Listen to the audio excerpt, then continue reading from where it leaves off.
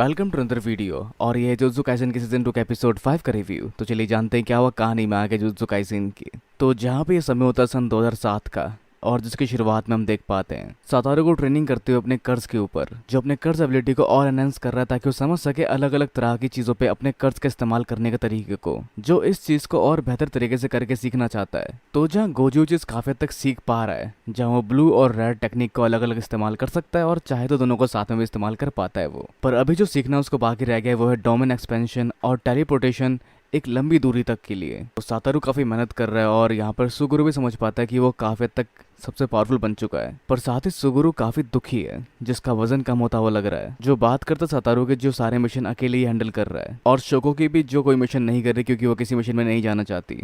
तो साथ ही सुगुरु को भी बहुत सारे मिशन अकेले करने पड़ रहे हैं। तो वो बहुत सारी चीजों को लेकर थोड़ा थोड़ा परेशान होना शुरू हो जाता है, जिसके साथ ही वो बताता है कि हाल ही में कई सारे कर्ज और बढ़ते हुए दिखाई दे रहे हैं। और फिर दोबारा वही फर्स्ट एपिसोड के एक्सपीरियंस को शेयर करता है कि कर्ज को ऑब्जर्व करना कैसा लगता है। मतलब कर्ज को खाना कुछ ऐसा जैसे कि आप एक गंदे पोचे को निगल रहे हो जिससे उल्टी और पोटी साफ की गई हो। और साथ ही वो सोच रहा होता है पास्ट के बहुत सारे इंसिडेंट जहाँ पे स्टार प्लाज्मा वेसल मारा गया और कुछ लोग भी शामिल थे उसकी मौत को लेकर। तो क्या ये लोग सही कर रहे हैं जुजुत्सु सोर्सर होने के नाते एक आम इंसान को बचाकर? तो इस गहन सोच विचार में काफी परेशान होता है सुगुरु। फिर आगे उसका एक साथी उससे मिलने आता है, जो बताता है कि जा रहा है वो किसी मिशन पर जिसके लिए उसे थोड़ा दूर जाना पड़ेगा। तो वो वहां से इसके लिए कुछ मिठाई वगैरह लाने की बात करता है, जो वैसे काफी चेयरिंग पर्सन होता है जिसे ज्यादा कुछ समझ तो नहीं आता, पर वो सुगुरु की तरह उदास बिल्कुल नहीं होता। पर सुगुरु को उसकी बातों से कोई मदद नहीं मिलती। पर तभी आगे यहाँ पर एक महिला आती है जो उसे पूछती है कि तुम्हें किस तरह की लड़कियां पसंद है। जो सवाल आपको सुना सुना लग रहा होगा, तो ये सवाल सुगुरु से था, जिसका जवाब वो नहीं देता। पर उसके साथ बैठा उसका साथी कहता है कि मुझे ऐसी लड़कियां पसंद है जो बहुत खाती हो। तो वैसे ऐसा तो कभी नहीं सोचा, पर आप नीचे कमेंट्स में अपना टाइप लिखना बिल्कुल ना भूलें। तो खैर आगे ये बात करने आती है सुगुरु से। तो वैसे कौन है ये? तो यह है स्पेशल ग्रेड की सॉर्सियर यूकी सुकीकुमो। तो वैसे सुगुरु उसके नाम से उसको पहचानता है, जो अपनी तारीफ सुनने के लिए तैयार होती है कि क्या सुना है उसने उसके बारे में। तो उसने सुना उसके बारे में एक स्पेशल ग्रेड की सॉर्सर जिसने कभी आज तक कोई मिशन एक्सेप्ट नहीं किया, जो किसी काम की नहीं है और जो यहाँ वहाँ भटकती रहती है, जिससे उसका मुंह बन जाता है। खैर वो भी नफरत करती है जुजुत्सु हाई से, जैसा वो मजाक में कह रही थी। पर रियलिटी में उसका काम करने का तरीका काफी अलग है जुजुत्सु हाई से, क्योंकि जुजुत्सु हाई सिर्फ बीमारी से लड़ रहे हैं, बजाय उसके ये बीमारी की वजह से लड़ना चाहती है। मतलब बजाय कर्ज स्पिरिट से लड़ने के वो एक ऐसी दुनिया बनाना चाहती है जहाँ कर्ज एग्जिस्ट ना करते हो। तो जिसके लिए पहले समझते हैं कर्ज स्पिरिट होते क्या है। तो वो एक ऐसे क्रीचर्स होते हैं जो कर्ज एनर्जी रिलीज होने से बनते हैं, या यूं कहे कि इंसानों की उदासी से लीक होने वाले कर्ज एनर्जी से बनते हैं। तो जैसा करने के दो तरीके हैं, पहला इंसानियत के बीच में से कर्ज एनर्जी को ही एलिमिनेट कर देना, या दूसरा ऐसा कुछ कर पाना जिससे इंसान अपने कर्ज एनर्जी को कंट्रोल कर सके। जहां पहला तरीका बेस्ट हो सकता है, जिसका एक एग्जांपल भी है, जो कि टोजी जेनिन, जहां इसने कई सारे ऐसे केसेस देखे हैं जहां पे हैविली पैक्ड किसी के भी कर्ज एनर्जी को कम कर देता है एक आम इंसान जितना। पर फिर भी वो एक ऐसा शख्स था जिसके पास कर्ज एनर्जी बिल्कुल जीरो थी। उसके बाद भी वो कर्ज एनर्जी को फील कर सकता था अपने पांचों सेंसेस के साथ, और अपने कर्ज एनर्जी को छोड़ने के बाद उसका शरीर एक अलग ही दर्जे तक पहुंच चुका था, जिससे उसका शरीर काफी हद तक रेजिस्ट कर पाता था कर्ज को। और सच में वो एक सुपर ह्यूमन था, जिससे सुगुरु भी हारा था, जिसके लिए उसको शर्म नहीं करनी चाहिए वैसे। पर खैर जिसके बारे में ये और जानना चाहती थी, लेकिन उससे पहले वो मारा गया सातारू के हाथों। तो इस दुनिया में और भी हैविली पैक्ट वाले लोग मौजूद नहीं है, तो कर्ज एनर्जी लीक होने से रोक पाना एक तरीका नहीं हो सकता। तो उन्हें बढ़ना पड़ेगा दूसरे तरीके की ओर, जो कि हर एक इंसान को उनके कर्ज को यूज करने दे पाना।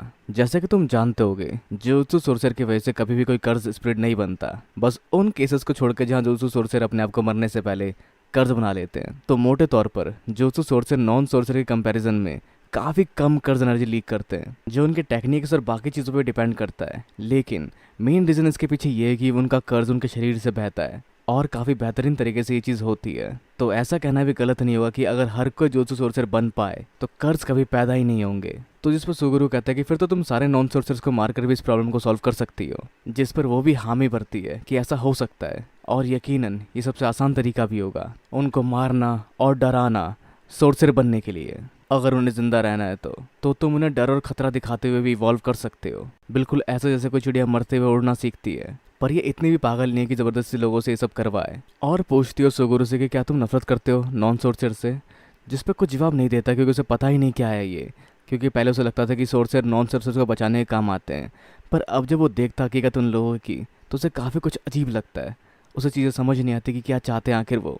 उनके कारनामे काफ़ी ज़्यादा बुरे भी होते हैं कई बार, तो ये उस फीलिंग को फिलहाल के लिए सही से डिस्कस नहीं कर सकता। तो जिस पर ये समझाती है कि इतना मुश्किल नहीं है, जिसको तुम दो पार्ट में बांट सकते हो। पहला, उनसे नफरत करना, या दूसरा उनसे नफरत ना करना। तो अब ये तुम्हारे ऊपर है। जहाँ उसको बाइक है कि वो निकलती और बताती उसे स्टार प्लाज्मा वेसल के बारे में, जो उसके अलावा भी एक और एग्जिस्ट करती थी जो मिल चुकी है तेनजिन सामा को, और तेनजिन सामा भी 500 साल और जी सकते हैं बिना किसी टेंशन के। और साथ ही शायद एक और स्टार प्लाज्मा वेसल भी पैदा हो चुका है, तो इतनी टेंशन वाली बात ये है नहीं। तो खैर आगे ननामी भी एक मिशन पे किया था जो शायद फेल हो चुका है, और उसका एक साथी मारा जा चुका है जो शायद वही चीयरफुल लड़का था। खैर जहाँ पे उनका मिशन सातारू को ट्रांसफर हो चुका है, लेकिन सब कुछ सातारू करेगा तो ये लोग क्या करेंगे, क्योंकि समय काफी कठिन है। और एक मैराथन गेम शुरू हो चुका है जो सोर्सर्स के लिए, जहाँ हर तरफ से कर्ज स्पिरिट सामने आ रहे हैं, जिस सबको देख के सुगुरु सोच रहा होता है कि अगर ऐसे चलता रहा तो हम सब अपने साथियों की लाशों के पहाड़ों में खड़े होंगे जहाँ कोई मारा जा रहा होगा। तो आगे हम बढ़ते सुगुरु के मिशन की ओर, जहाँ तो लड़कियां होती है जो शायद किसी कर्ज इवेंट के पीछे थी, जिन्होंने अपनी शक्तियों से हमला किया गांव वालों के ऊपर। उन दोनों को मार देना चाहिए और इनके वजह में दादाजी मरते मरते बचे। पर इन्होंने उनकी साइड से कभी सोचा ही नहीं, वो ऐसा क्यों कर रहे हैं इस बारे में इन्हें सोचना चाहिए था। जहाँ सुगुरु के पास सिर्फ एक एंगल होता है कि ये सोर्सर्स है और ये लोग नॉन सोर्सर्स है जो कंप्लेंट कर रहे हैं, जिसपे लोग आगे कह रहे होते हैं हमें तुम्हें तब मार देना चाहिए था जब तुम छोटे बच्चे थे। पर जिनको अपने कर्ज टेक्निक से मैसेज देता सुगुरु कि सब कुछ ठीक है, और इस पल सुगुरु ने चुन लिया उसे किस तरफ जाना है, नॉन सोर्सर्स के खिलाफ या नॉन सोर्सर्स को ना मारने की सोचने की। और वो मार रहा है नॉन सोर्सर्स को। जहाँ इन्वेस्टिगेशन से पाया गया कि उसके कर्ज स्पिरिट से 112 लोग मारे गए और उसके नाम का फतवा जारी हो चुका है कि उसको मारना पड़ेगा, जिस पर विश्वास करना काफी तक मुश्किल होता है सातारू के लिए, लेकिन ये सच है। उसे घर पर भी कुछ चीजें मिली है, जहाँ उन्हें मिले खून के छींटे और कुछ लाशें जो उसके पेरेंट्स की थी, और मोर लाइकली उसने माँ बाप को मार दिया, जिस पर सातारू बिल्कुल यकीन नहीं कर सकता। जो उस तक ये बात पहुंचाने वाले सर खुद भी समझ नहीं पा रहे होते हैं। पर आगे शोको से मिलता सुगुरु, जिससे वो पूछते कि कोई चांस है कि तुम पे जो भी एलिगेशन लगे वो झूठे हो, जिसको बिल्कुल ही डिनाई कर देता है सुगुरु और कहता है नहीं नहीं कुछ भी झूठ नहीं है। तो उसे ये बात आगे बतानी पड़ेगी। और खैर जहाँ पे वो बताता है अपने सपने के बारे में, जो कि ऐसी दुनिया बनाना जहाँ पे सिर्फ जो सोर्सर पाए जाते हो, जिसकी बातें शोको बिल्कुल समझ नहीं पाती और ये भी समझाना नहीं चाहता। पर जहाँ पर ये कॉल कर देती है गोजू को जो उस तरफ आने वाला होता है, और उसको ये नहीं रोकने वाले क्योंकि शायद खतरनाक हो सकता है उसके लिए ऐसा कर पाना। तो लोकेशन मिल चुकी होती है जहाँ पहुँचता है गोजू सुगुरु से मिलने के लिए, और वो उसको रोकता है, जिस पर गोजू पूछता है कि क्या तुम किसी भी ऐसे को मार दोगे जो नॉन सोर्सर होगा, यहाँ तक कि तुम्हारे पेरेंट्स को भी। जिस पर उसका जवाब काफी हद तक होता है हाँ मैं कोई भेदभाव नहीं करूँगा। पर गोजू कहने का मतलब ये था कि किसी को मारने का तब तक कोई फायदा नहीं जब तक इसका कोई मतलब ना हो। पर इसका मतलब है जो मानता सुगुरु, जिसको डिफाइन करता है सातारू कि हाँ वही ना कि तुम सारे नॉन सोर्सेस को मार के एक सोर्सेस की दुनिया बनाना चाहते हो। पर जहाँ सुगुरु अपना मन बना चुका है और उसे कोई फर्क नहीं पड़ता उन सब चीज़ों से, और साथ ही सातारू के बारे में बोलना शुरू करता है कि तुम्हारे लिए वो चीज़ें पॉसिबल है जो वैसे इम्पॉसिबल होती है। और साथ ही तुम सातारू गोजू जो कि स्ट्रॉन्गेस्ट हो, या फिर तुम स्ट्रॉन्गेस्ट हो इसलिए तुम हो सातारू गोजू। इसका मतलब गोजू समझ नहीं पाता।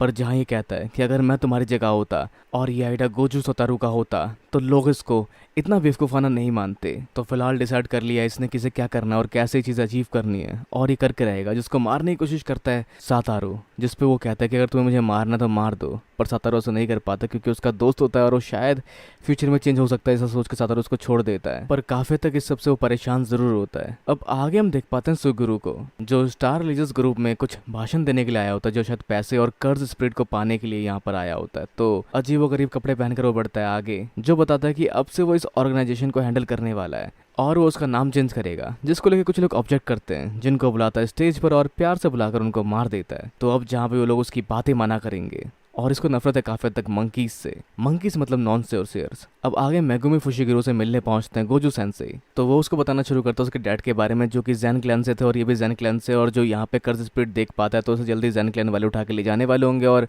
तुम्हें जान के काफी तक दुख होगा कि शायद मैंने तुम्हारे डैड को मार। पर इससे पहले उसकी बात कंप्लीट हो, यहाँ पे दिखाता है मेगुमी नो इंटरेस्ट गोजू की बातों में और उसके डैड की बातों में, जिसने उसको छोड़ दिया। और इवन उसकी मॉम भी कहीं जा चुकी है, तो शायद वो दोनों भाई बहन अकेले रह गए हैं। तो शायद वो लोग कहीं अकेले मजे कर रहे होंगे, वैसे ये बच्चा ही है ना। तो जहाँ गोजू पूछता सीधी बात कि क्या तुम ज़ेन क्लैन का हिस्सा बनना चाहोगे, तो वो पूछता क्या वहाँ मेरी बहन खुश रह पाएगी, जिस पर गोजू कहता है नहीं 100% नहीं, जिस पर मेगुमी थोड़ा सा घबरा जाता है। पर जिस पर कहते हैं गोजू की टेंशन मत लो, मैं सब कुछ संभाल लूंगा, बस तुम्हें पहले से और स्ट्रांग बनना पड़ेगा, इतना कि तुम मेरी बराबरी कर सको। तो आगे हम बढ़ते हैं 11 साल बाद सन 2018 में, जहाँ मेगुमी और बाकी लोग उठा रहे होते हैं गोजू सेंसे को, जो उन्हें यहाँ बुला के खुद सो गए होते हैं। तो आगे हम देख पाते हैं इन सबको जिनको हमने सीजन 1 में देखा था, जहाँ वैसे इतादोरी लड़ रहा है चेयर के लिए। तो खैर ये होता है एंड इस एपिसोड का। तो आगे हम देख पाएंगे इसमें और भी एडवेंचर, जिसमें हम देख पाएंगे सीजन 1 वाले लोगों को एक्शन में, मतलब इन बच्चों को एक्शन में, जो कि अभी करंट का प्रेजेंट टाइम है, कोई फ्लैशबैक नहीं।